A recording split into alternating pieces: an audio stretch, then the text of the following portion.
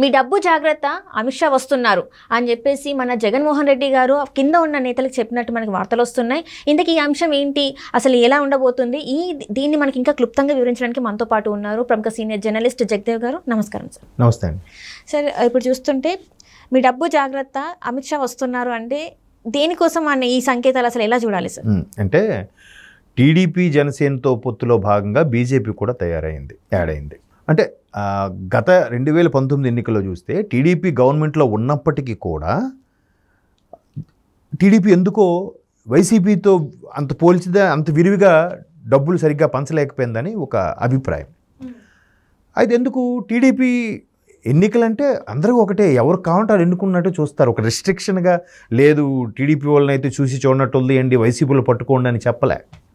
And more over అప్పటికి ముందే TDP BJP నుంచి బయటకు వచ్చేసింది, ఎన్డీఏ కూటమి నుంచి బయటకు వచ్చేసింది. కాబట్టి సరే ఏముందిలే అని, ఎలాగూ ఎన్నికల ముందు ఖచ్చితంగా చీఫ్ సెక్రటరీ కానీ డీజీపీలు మారిపోతారు, పై రాష్ట్రాలకు చెందిన వాళ్ళు వస్తారు, వాళ్ళు ఖచ్చితంగా సెంట్రల్ ఆధీనంలో ఉంటారు. వాళ్ళు మరి వైసీపీ వాళ్ళు ఎవరికి ఫేవర్గా పట్టుకున్నారో ఏం చేశారో తెలియదు, కానీ వీళ్ళు అలా చేసుకోగలిగారు. ఇప్పుడు బీజేపీ అనేది టీడీపీతో పొత్తు అయింది కాబట్టి ఇప్పుడు వీళ్ళ ప్రభుత్వం ఉన్నా కూడా డబ్బులు పంచడానికి రిస్ట్రిక్ట్ అయిపోతాయి. ఓకే, ఒకటి. రెండోది, ఆల్రెడీ గత ఎన్నికల్లో పంచారు కాబట్టి ఎవరెవరు ఎక్కడి నుంచి పంచుతారు, ఎవరెవరు ఏ లీడర్ల సత్తా ఉన్నవారు అనేది ఆల్రెడీ అమిత్ షా గారి దగ్గర ఒక లిస్టు కూడా ఉందంట. మొన్న ఇంటెలిజెన్స్ రిపోర్ట్లో కూడా ఏ స్థానాల్లో వస్తాయి, ఏ స్థానాల్లో గెలవచ్చు, రాయలసీమలో మాత్రమే వైసీపీ ప్రభావం ఎక్కువ ఉంది, ఇట్లాంటి వార్తలకు ఇలాంటి ఇన్ఫర్మేషన్ కూడా ఆయన తీసి పెట్టుకున్నారంట. వాటితో పాటు ఎవరెవరు ఇప్పుడు జనరల్గా పార్టీలు, ఎస్పెషల్లీ వైసీపీ పార్టీ అంటే ఒక విశ్లేషకుడు చెప్పిన అభిప్రాయం చెప్తున్నా, వైసీపీలో జిల్లాకు ఒక కాంట్రాక్టర్నో పెద్ద బిజినెస్ మ్యాన్నో పెట్టి వాళ్ళ ద్వారానే అందరికీ స్ప్రెడ్ అయ్యి అమౌంట్ పంచేలా చేసుకునేలా కూడా వాళ్ళు ఆల్రెడీ ఒక వ్యూహంతో ప్లాన్ చేసి పెట్టేసుకున్నారంట. సో ఇప్పుడు అమిత్ షా అండ్ టీం ఏదైతే సెంట్రల్ నుంచి ఏ టీం అయితే వస్తుందో ఖచ్చితంగా వాళ్ళకి ఫేవర్గా ఉండే టీం వచ్చిన నేపథ్యంలో వాళ్ళకి ఎవరెవరికి ఏంటి తెలిసిపోతుంది కదా. ఇంటెలిజెన్స్ ఎవరు ఇస్తున్నారు, ఎవరి ద్వారా చక్రం తిప్పుతున్నారు, ఎవరెవరి ద్వారా మూటలు వెళ్తున్నాయి బయటికి అని కూడా తెలుస్తుంది. సో అలాంటి సందర్భంలో మీరు ఎవరెవరైతే పంచుతున్నారో వాళ్ళందరూ బాబు డబ్బులు ఎక్కడొక్కడ జాగ్రత్త పెట్టుకోండి, అమిత్ షా గారు వస్తున్నారు in the sense Amit Shah గారి టీం వస్తుందని. ఓకే, ఇది ఖచ్చితంగా జగన్మోహన్ రెడ్డి గారు, సజ్జల గారు కింద శ్రేణులకు ఆల్రెడీ వర్తమానం ఇచ్చారన్నట్టుగా మీరు అడిగిన ప్రశ్నకి ఆల్రెడీ సోషల్ మీడియాలో ఇవి వైరల్ అవుతున్నాయి.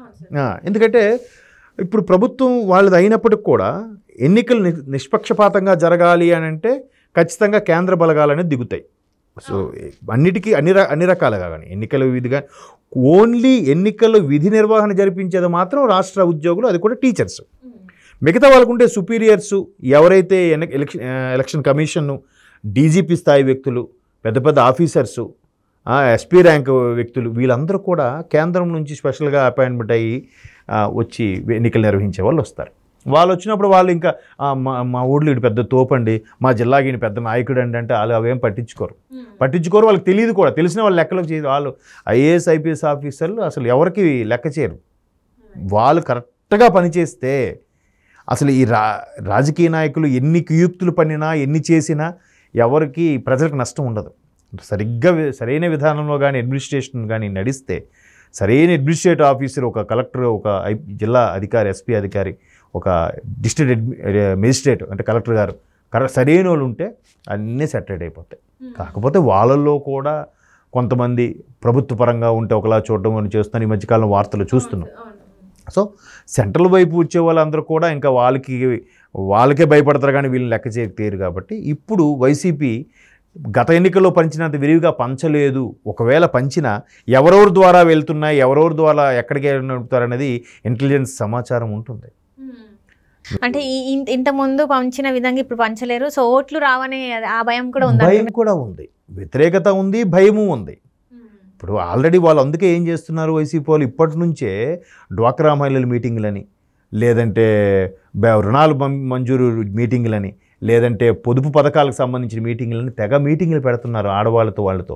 మీరు ఎంత లబ్ధి పొందారు, ఒక్కొక్క ఇంటికి ఎంత ఇచ్చాము, ఎంత చేసాము, మీరు ఖచ్చితంగా వైసీపీకి వేయాలి, ప్రభుత్వానికి వేయాలి, మళ్ళీ ప్రభుత్వం మారితే మీకు మళ్ళీ పథకాలు రావు, ప్రభుత్వం మారితే మీకు ఈ పెన్షన్లు రావు అని కూడా ఆల్రెడీ వైసీపీ ప్రభుత్వం ఎక్కడికక్కడ ప్రచారం చేసుకుంటుందంట సైలెంట్గా. ప్రభుత్వ పథకాలని తమ పథకాల కింద ప్రచారం చేసేసుకుంటుంది.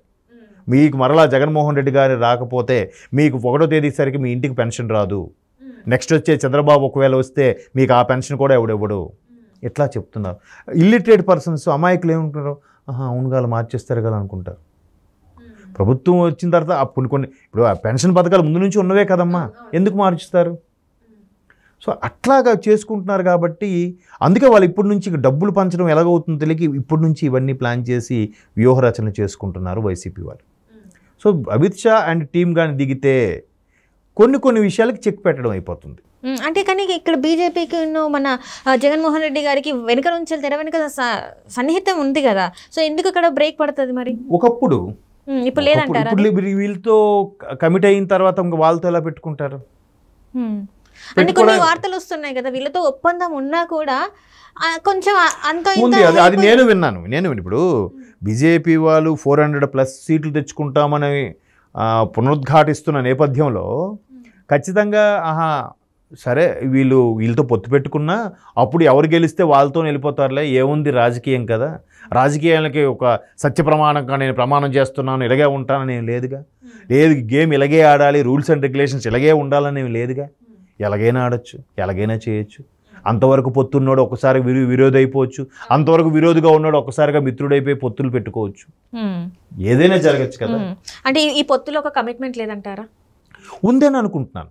ఇప్పుడు ఇన్ని రోజులుగా చర్చలు జరిగి చంద్రబాబు నాయుడు గారు వెళ్ళి కలిసి, తర్వాత 2 రోజుల తర్వాత పవన్ కళ్యాణ్ గారు వెళ్ళి కలిసి, మళ్ళీ 4 రోజుల గ్యాప్లో మళ్ళీ చంద్రబాబు నాయుడు గారు వెళ్ళి కలిసి, ముందు అమిత్ షా గారితో మాట్లాడి, తర్వాత అమిత్ షా గారు మోడీ వచ్చిన తర్వాత మళ్ళీ ఒకసారి మాట్లాడి, ఈ ముగ్గురు మాట్లాడుకుంటే నెక్స్ట్ డే పవన్ కళ్యాణ్ గారు వెళ్ళి మళ్ళీ మాట్లాడి, తర్వాత పవన్ కళ్యాణ్ గారు కూడా నేను అసలు ఈ పొత్తుకు కానీ రాష్ట్ర ప్రయోజనాల కోసం నేను ఎన్ని చీవాట్లు తిన్నానో ఢిల్లీ పెద్దల దగ్గర మీకేం తెలుసు అని కూడా అన్నారు. అంటే ఆయన తాపత్రయం ఏంటి, రాష్ట్ర ప్రయోజనాల కోసం నాకు పార్టీకి ఎంత సీనియారిటీ లేదు, నన్ను ఎన్ని తిట్టుకున్నా ఏమనుకున్నా పర్వాలేదు, నన్ను నిజంగా నమ్ముకున్న నా కార్యకర్తలు నాతో ఉంటారు, ప్రస్తుతానికి ఈ రాష్ట్రం ఇలాగెళ్ళడమే కరెక్టు అని గుడ్డిగా గట్టిగా నమ్మి ఆయన వెళ్తున్నాడు. దానికోసం ఆయన చాలా చేపట్లు సొంత కార్యకర్తల నుంచి కూడా వ్యతిరేకత ఉన్నా కూడా ఆయన పట్టించుకోవట్లేదు కదా. మీరు అన్నట్టు రేపొద్దున బీజేపీ గేర్ మారిస్తే అందుకు 1-2 సార్లు పక్కాగా మీరు, అందుకే మళ్ళీ బీజేపీకి 5 ఎంపీ స్థానాలని మళ్ళీ 6 అయిందిగా, 4-5 ఇస్తామనుకున్న స్థానాలు అసెంబ్లీ 9 అయ్యాయిగా. మరీ అంత ఇదిగా లేకుండా ఉంటారు, ఇంత అమాయకులేం కాదు కదా. ఖచ్చితంగా దానికి సంబంధించిన వీడియో పెట్టుకోవడమో దానికి సంబంధించిన పత్రాలు రాసుకోవడం ఏదో జరిగే ఉంటుంది, జరగకుండా అయితే ఉండదు. మీరు ఒకవేళ మీరు గవర్నమెంట్ ఫామ్ చేస్తే మాకు ఖచ్చితంగా స్పెషల్ స్టేటస్ ఇవ్వాలి, లేదా మాకు రుణాలకు సంబంధించిన ఏదో హెల్ప్ చేయాలి, లేదా మా వ్యక్తులకు 2-3 కేంద్ర మంత్రి పదవులు ఇవ్వాలి, ఇవన్నీ ఉంటాయి ఒప్పందంలో భాగంగా మాట్లాడుకుంటారు. అందుకే ఇన్ని రోజులు డ్రాగ్ అయ్యి ఎప్పుడు మనం విన్నాము, ఆల్మోస్ట్ ఆల్ నవంబర్ డిసెంబర్ నుంచి వింటున్నాం బీజేపీ. సెప్టెంబర్ 9న అరెస్ట్ అయిన మరుక్షణము పవన్ కళ్యాణ్ గారు చెప్పేశారు టీడీపీతో పొత్తు అని.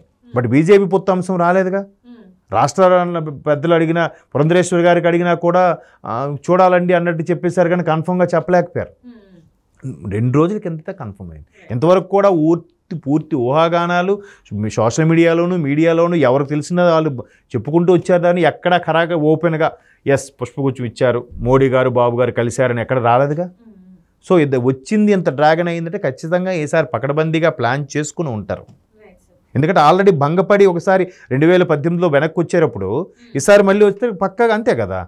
ఈసారి మళ్ళీ మీ పార్ట్నర్షిప్ కావాలి, ఈసారి క్లారిటీగా ఉండాలి, రాబాయ్ నా పార్ట్నర్షిప్ నాకు ఇచ్చేయాలి, నీకు ఎంత లాభం వచ్చినా నా వాటా ఇది, లేదంటే నా షేర్ ఇది అని బిజినెస్లో మాట్లాడుకుంటారు కదా. ఇది కూడా అలాగే ఉంటుంది, అయి ఉంటుందని నేను అనుకుంటున్నాను. సో ఇప్పుడైతే పొత్తులతోనైతే రాష్ట్రానికి ప్రయోజనాలు జరుగుతాయని చెప్పి మీరు నమ్ముతున్నారు? ఖచ్చితంగా జరుగుతాయి. కాబట్టే ఇంత తాపత్రయం పడినా, పవన్ కళ్యాణ్ లాంటి వ్యక్తి ఎన్ని అవమానాలు పడినా, ఎంతమంది చేదగొట్టినా ఆయన దానికి బాబు ముందు గవర్నమెంట్ రానివ్వండి అయ్యా, వచ్చాక అప్పుడు మీరు అడగండి, అన్నా మేము ఇన్ని 21 స్థానాలకు ఒప్పుకున్నామన్నా మాకు ఏదో చూడండి అంటే నామినేటెడ్ పోస్టో రాజ్యసభ ఇంకేవో అవుతాయేమో. Thank you so much sir.